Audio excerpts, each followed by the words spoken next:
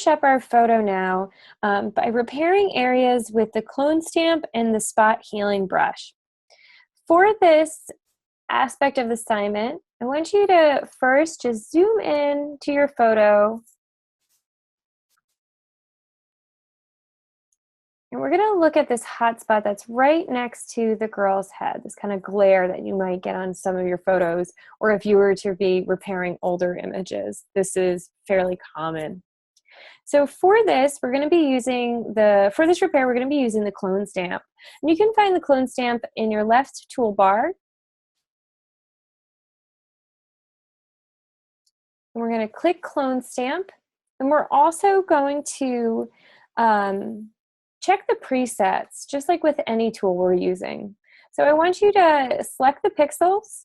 We're going to select the pixels and we're going to set them at 21 pixels. And we're going to move the hardness down to 0. So as always, either with your slider or you can manually type this in. We can close our box. We can leave our mode in normal. We want our opacity to be set at 100%. And we're going to make sure this align button is clicked. We're also going to go up to our window and open up the clone source box.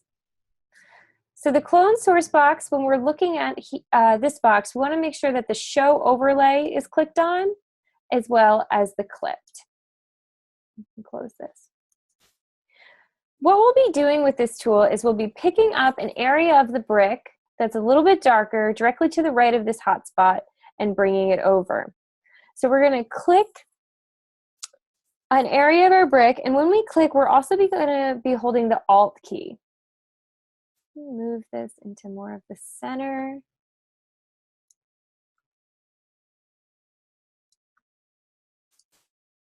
And we're going to zoom in. Selecting our stamp tool, we can pick an area of the brick, and when we press our Alt key, you'll notice that it becomes more like a bullseye. So as we select an area of the brick, when we move our clone stamp around, we can see we're also carrying those pixels with us. And I want you just to click and fill in this hot spot. 4 or 5 clicks should do it. And when you zoom out, that hot spot is no longer as obvious.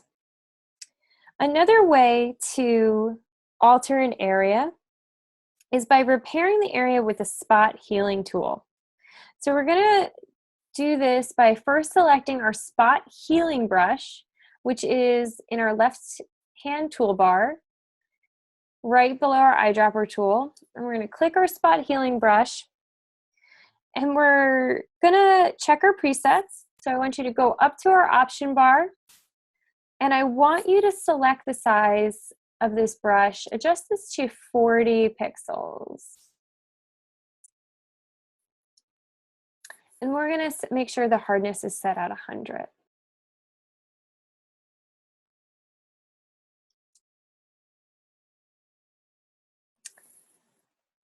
From here, we're going to use our spot healing tool to drag. We're going to drag the spot healing tool from right to left across the dark spots in the upper left-hand corner of our image. And we can use as many strokes as you like. And as you drag, the stroke will first appear black, but when you release the mouse, the painting, the area of our portrait should be healed. So it's going to come up black, but we can see, and I'm going to Control Z so you can see that again. But as we drag over these spots, it has now healed those blemishes. So any sort of dark areas of, see, that took off too much of the girl's hat, so Control Z. I'm just going to slide my mouse up. I'm only getting the area of the photo that I want to adjust. And similarly, you could always, just like in some of our other tools, go in and adjust the pixel size to be able to adjust the photo in the exact manner that you would like. So we've cleaned up our wall slightly. And at this point, I'm going to say, go ahead and save your file. A bit of editing we're going to be doing to this file is that we're going to be applying the unsharp mask filter. And the unsharp mask filter adjusts the contrast of the edge details and essentially creates the illusion of a more focused image. And for this, we're going to go up to our filter button, and we're going to bring it down to sharpen and select the unsharp mask key. You can preview your photo within this box, and so you can zoom in and zoom out to observe your entire photo, or if there's a specific area you're interested in, you can also zoom in your preview. Now for this, we're just going to have you adjust the amount, the radius, and the threshold levels. And now for the amount, I want you to move the slider to about 70%. And we're going to drag the radius slider to determine the number of pixels surrounding the edge pixels that will affect the sharpening. Essentially, the higher the resolution, the higher the radius setting should be. So we can go ahead and adjust our threshold slider.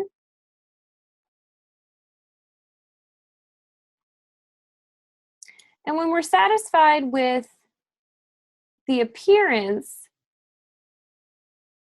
of our photo, we can go ahead and save this file. Just press OK. And we're going to go File, Save As. And this will be your O4A final.psd.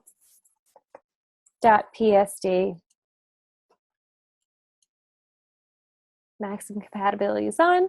Select OK.